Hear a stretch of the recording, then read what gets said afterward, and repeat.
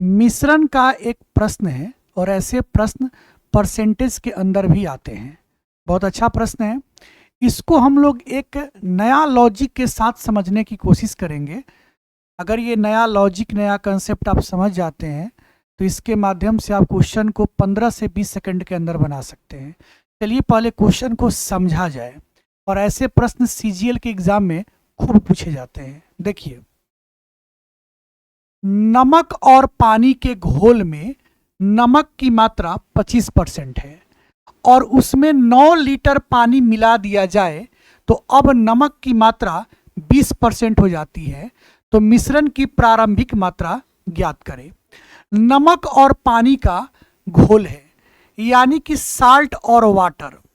Salt और water का घोल है और इस घोल में 25% नमक है, यानी कि 25% क्या है? साल्ट है। 25% साल्ट है। ठीक है। अगर मान लीजिए आप कि अगर नमक और पानी के घोल में अगर साल्ट यानी नमक की मात्रा अगर 25% है तो फिर 75% क्या होगा? पानी होगा। तब तो कुल मिला के 100% होगा। क्लियर?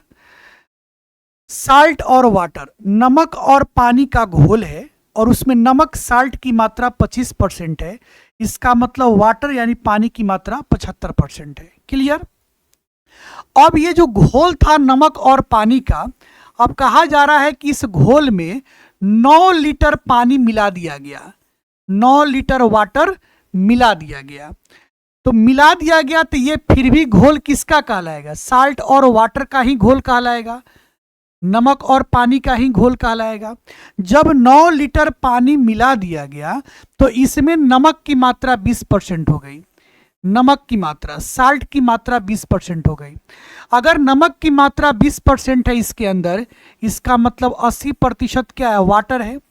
तब तो जाके दोनों मिलके 100% होगा। ठीक है। अब एक इंपॉर्टेंट बात क्या समझना है वो समझिए। देखा जाए, यहां पर जो घोल है ये नमक और पानी का घोल है। क्लियर? और इस घोल में केवल पानी मिलाया गया है। तो एक बात समझिएगा, ये नमक पानी के घोल में अगर हम पानी मिला रहे हैं तो फिर नमक की मात्रा पे कोई फर्क नहीं पड़ेगा।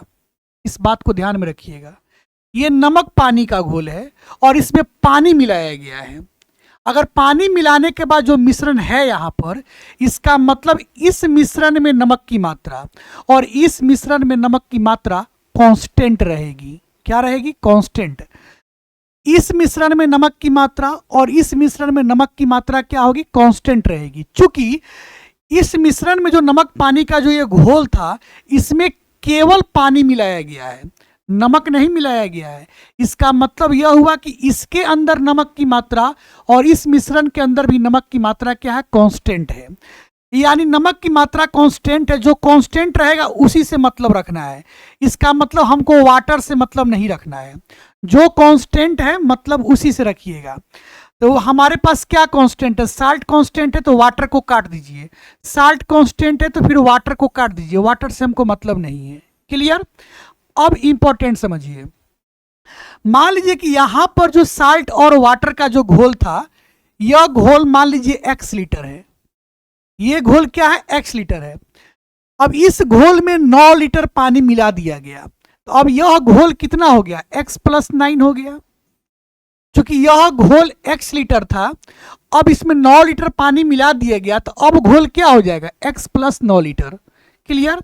अब हमारी बात को बहुत ध्यान से समझने की कोशिश कीजिएगा। देखिए, यह घोल जो x था, यह घोल x था, इसके अंदर नमक की मात्रा क्या है? 25% है। x गुना 25%। ठीक है। यहां पे जगह है ना जी, इधर बना देते हैं, यहां पे इसको मिटा देते हैं। यहां पे जगह है। इसमें क्या है? x लीटर घोल है और इसके अंदर नमक की मात्रा 25% है। x गुना 25%। अच्छा, इसके अंदर घोल कितना है? मिश्रण क्या है? x+9 है और इसके अंदर नमक की मात्रा 20% है, तो गुना 20%। क्लियर? अच्छा एक बात बताइए, ये पहला वाला घोल है, इसके अंदर नमक की मात्रा, ये बाद वाला घोल है, इसके अंदर नमक की मात्रा तो कांस्टेंट है। कांस्टेंट है इसलिए ये दोनों आपस में क्या हो गया, बराबर हो गया। क्योंकि इसके अंदर नमक की मात्रा और इसके अंदर नमक की मात्रा आपस में क्या है, बराबर है। क्लियर। अब देखा जाए, कटने वाला हो तो आप आसानी से कटा सकते हैं। ये 25 एक 5 से कटाइए, 5 पचे 25 और ये 5 से कटाइए, 5 चौका 20। ठीक है। अब कुछ थोड़ा सा फास्ट काम कीजिए। ये हो गया 5x और 4 में x से गुना करेंगे तो 4x, तो 5x इधर है, 4x इधर आएगा, तो 5x में से 4x गया, x बराबर, और 4 से 9 में गुना करेंगे तो क्या हो जाएगा, 36, यानी x बराबर 36। और जो प्रारंभिक जो घोल था, प्रारंभिक घोल की मात्रा को हमने x लीटर माना था और x का मान 36 है, यानी कि 36 लीटर मात्रा होगा प्रारंभिक।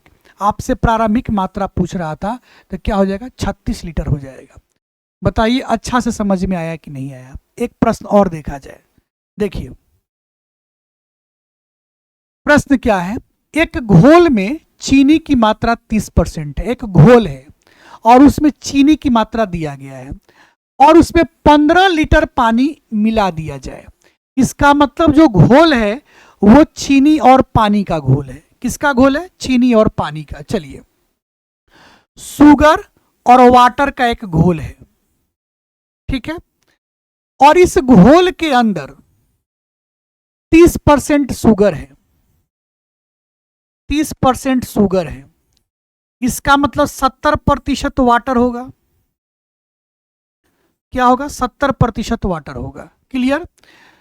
अब बात को समझिए, जब इसमें 15 लीटर पानी मिला दिया गया, जब इसमें 15 लीटर पानी मिला दिया गया, तो अब जो शुगर और वाटर का जो मिश्रण है, शुगर और वाटर, चीनी और पानी का, उसके अंदर चीनी की मात्रा 20% है।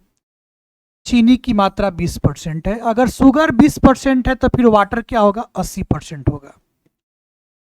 और जो कांस्टेंट है मतलब उसी से रखना है आपको, जो कांस्टेंट होगा। एक बात बताइए, इस घोल में चीनी और पानी है, इस घोल में भी चीनी और पानी है, लेकिन इस घोल में 15 लीटर पानी मिलाया गया है, 15 लीटर वाटर मिलाया गया है। अगर वाटर मिलाया गया है इसका मतलब चीनी दोनों में क्या होगा, कांस्टेंट होगा। चीनी के साथ तो छेड़छाड़ नहीं किए हैं हम लोग, केवल इसमें पानी मिला दिए हैं। मतलब इसके अंदर चीनी की मात्रा और इसके अंदर चीनी की मात्रा बिल्कुल कांस्टेंट होगा, दोनों बराबर होगा। इसलिए हमको इस वाटर से मतलब नहीं रखना है, वाटर से मतलब नहीं रखना है, क्योंकि शुगर कांस्टेंट है। इस प्रश्न में शुगर कांस्टेंट है तो फिर वाटर से मतलब नहीं रखना है। क्लियर। चलिए अब एक बात बताइए, इस यहां जो चीनी और पानी का घोल है, इसको हमने कह दिया कि यहां x लीटर है, तो फिर यहां कै लीटर होगा मिश्रण। या अगर यह x लीटर मिश्रण है तो इसमें 15 लीटर पानी मिलाया गया है, तो यहां पे घोल हो जाएगा x प्लस 15 लीटर। ठीक है। इसका मिश्रण का जो घोल है वो x लीटर है और इसके अंदर शुगर की मात्रा 30% है, x गुना 30%, यानी ये जो शुरू वाला जो मिश्रण था उसमें 30% चीनी हो गई। क्लियर। अच्छा, जो बाद की मात्रा है वह है x, घोल जो है वह x प्लस 15 है और इसके अंदर जो चीनी की मात्रा है वो क्या है, 20% है। अच्छा, जो शुरू वाला जो मिश्रण था उसके अंदर चीनी की मात्रा, जो बाद वाला मिश्रण है उसके अंदर चीनी की मात्रा कांस्टेंट है, बराबर है। चलिए हमने बराबर कर दिया। अब कटाना है तो आप आसानी से कटा सकते हैं।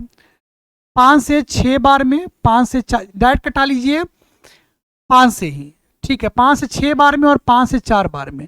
फिर कटाइए 2 से 3 बार में, 2 से 2 बार में, ठीक है। या डायरेक्ट आप 10 से कटा सकते थे, 10 या 30, 10 दूना 20। क्लियर। अब यहां पे हो गया 3x। अब ध्यान सुनिएगा, थोड़ा सा लॉजिकल काम कर रहे हैं। ये हो गया 3x और ये 2 से x में गुना करेंगे 2x, तो 3x में से 2x इधर आएगा, माइनस हो जाएगा, तो 3x में से 2x गया तो x हो गया। और 2 से 15 में गुना करेंगे तो ये 30 हो गया। x बराबर 30। और x हम कहाँ माने थे? जो शुरू में घोल था उसको माने थे x। और वही प्रारंभिक मतलब शुरू वाला ही, शुरू वाला घोल की मात्रा कितनी है? तो शुरू वाला घोल को हमने x कहा है और x का मान 30 है, यानी कि 30 लीटर। ऑप्शन नंबर क्या है? बी आपका सही उत्तर है। बताइए आपको अच्छा से समझ में आया कि नहीं आया? समझ गए? अगर अच्छा से समझ गए तो एक प्रश्न आपके लिए है और यह प्रश्न आपके लिए होमवर्क है। इसका उत्तर आप हमें कमेंट बॉक्स में बताइएगा। एक बार क्वेश्चन को अच्छा से आप पढ़ लीजिए और इसका हल करके सॉल्यूशन आप हमको कमेंट बॉक्स में बताइएगा। देखिए, हम प्रतिदिन हर वीडियो में आपके लिए होमवर्क लेकर आते हैं। ऐसा क्यों? होमवर्क का प्रैक्टिस करने से आपकी तैयारी और ज़्यादा मजबूत हो जाएगी। हम हमेशा एक वीडियो में 3 प्रश्न लेकर आते हैं। क्यों? 2 प्रश्न हम खुद बताते हैं और 1 प्रश्न हम आपको देते हैं। इससे क्या होगा? आपकी तैयारी और ज़्यादा मजबूत हो जाएगी। हम अधिकांशतः बार प्रीवियस ईयर का क्वेश्चन लेकर आते हैं। ऐसा क्यों?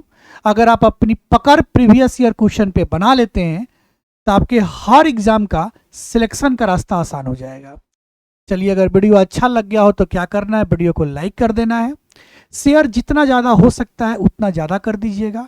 अगर अभी तक हमारे इस पेज को फॉलो नहीं किए हैं तो फॉलो भी कर लीजिएगा। लाइक करना, शेयर करना, फॉलो करना ये इम्पोर्टेंट नहीं है। ये तो आप तब कीजिएगा जब आपको अच्छा लगता हो। इम्पोर्टेंट तो ये है कि आप अपना ध्यान रखिएगा, अपना ख्याल रखिएगा और खूब मन लगाकर पढ़िएगा। नमस्कार, प्रणाम। मैं हूं मैथ्स जोन, एक कदम शिक्षा की ओर।